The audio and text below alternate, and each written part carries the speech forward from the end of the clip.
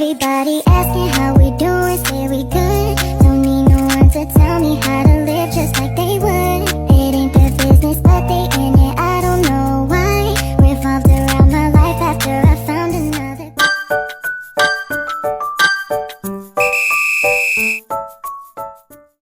Konsep dasar algoritma dan struktur data.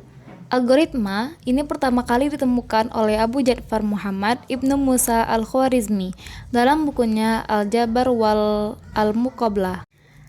Algoritma adalah suatu urutan cara demi cara yang terhingga, biasa digunakan dalam menyelesaikan suatu permasalahan oleh arahan-arahan yang didefinisikan dengan sangat jelas. Algoritma memiliki beberapa karakteristik, yaitu menerima beberapa masukan, memproses input melalui langkah-langkah berurutan, dan setiap langkah harus didefinisikan dengan jelas. Sederhana dan efektif. Farah Mutia 2018. Contoh sederhana mengenai algoritma yang dapat kita temui dalam kehidupan sehari-hari, misalnya seperti memasak mie instan. Prosesnya adalah sebagai berikut. 1. Memanaskan air. Yang kedua, membuka pembungkus mie instan. Yang ketiga, memasukkan mie ke dalam air mendidih. 4. Taruh bumbu di piring. Kelima, angkat mie jika sudah masak. 6. Campurkan mie dengan bumbu yang sudah ada di piring.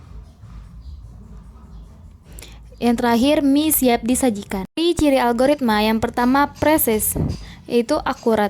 Akurat di sini yaitu benar dan teliti. Yang kedua ada efektif. Fakta, semua instruksi kemungkinan besar dijalankan oleh proses. Nah, maka hasil yang dihasilkan akan akurat. Jumlah langkah atau instruksinya terbatas dan pasti. Terminate. Selama eksekusi algoritma harus ada kriteria penghentian. Struktur dasar algoritma yaitu pertama runtutan, sequence, dan pemilihan, selection, dan pengulangan, repetition. Struktur data adalah skema organisasi seperti struktur dan array yang diterapkan pada data sehingga data yang diimplementasikan dan sehingga operasi-operasi spesifik dapat dilakukan pada data tersebut. Struktur data merupakan mengorganisasikan data sedemikian rupa sehingga implementasi, penerapan, atau pemeliharaan logika program menjadi lebih terstruktur. Yang kedua ada IPO, Descriptive Flowchart, dan Pseudocode.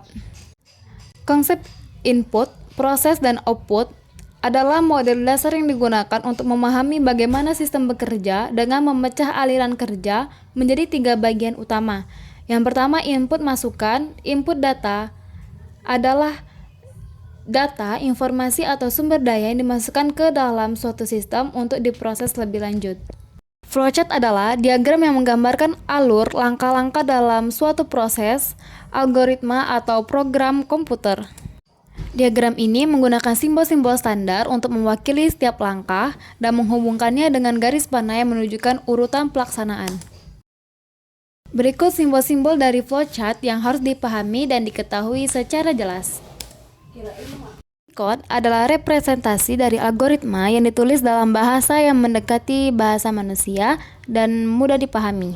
Pseudocode tidak memiliki sintaks formal seperti bahasa pemrograman, tetapi cukup jelas untuk diterjemahkan menjadi kode program. Penggunaan pseudocode membantu merencanakan logika program sebelum menuliskannya dalam bahasa pemrograman tertentu. Langkah untuk menyusun algoritma menggunakan pseudocode. Pertama, identifikasi tujuan algoritma. Yang kedua, tentukan input dan output. Yang ketiga, tulis langkah-langkah secara logis. Yang keempat, gunakan bahasa yang mudah dipahami. Data, variabel, dan operator. Tipe data adalah jenis data yang ingin kita simpan di variabel. Dalam dunia pemrograman komputer selalu melibatkan data, karena pemrograman tidak bisa terlepas dari kegiatan mengolah data menjadi informasi yang diperlukan. Dalam bahasa pemrograman. Yang pertama, tipe data primitif. Yang kedua, tipe data non-primitif. Tipe data abstrak. Tipe data user dan define. Tipe data khusus. Variabel lokal, instan, dan statik. Variabel merupakan suatu pengenal yang digunakan untuk mewakili suatu nilai tertentu di dalam proses program. Di dalam bahasa pemrograman memiliki jenis variabel, yaitu local variable, instant variable, dan static. Variabel, penggunaan variabel untuk menyimpan data dalam pemrograman. Variabel digunakan untuk menyimpan data yang dapat digunakan, diakses, dan dimanipulasi selama program berjalan. Variabel bertindak sebagai tempat penyimpanan sementara di memori yang diberi nama, sehingga programmer dapat mereferensikan data tersebut dengan mudah. Struktur flow control algoritma, alur kontrol program, kontrol sekuensial, struktur kontrol percabangan, struktur kontrol perulangan. Untuk dapat menghentikan atau melewati suatu perulangan tertentu dibutuhkan perintah-perintah khusus, yaitu perintah break dan continue. Array dan record. Array adalah struktur data yang menyimpan elemen-elemen dengan tipe data yang sama dalam satu wadah dengan ukuran tetap. Setiap elemen dalam array harus diakses langsung menggunakan indeks yang dimulai dari 0. Array digunakan untuk menyimpan data yang berurutan dan memungkinkan akses yang cepat ke elemen-elemen di dalamnya. Konsep struktur data array. Yang pertama ada indeks, yang kedua ukuran tetap, yang ketiga akses acak atau random access, yang keempat tipe data yang sama. Penggunaan array di dalam bahasa pemrograman. Array adalah struktur data fundamental yang digunakan di hampir semua bahasa pemrograman untuk menyimpan dan mengelola data yang berurutan.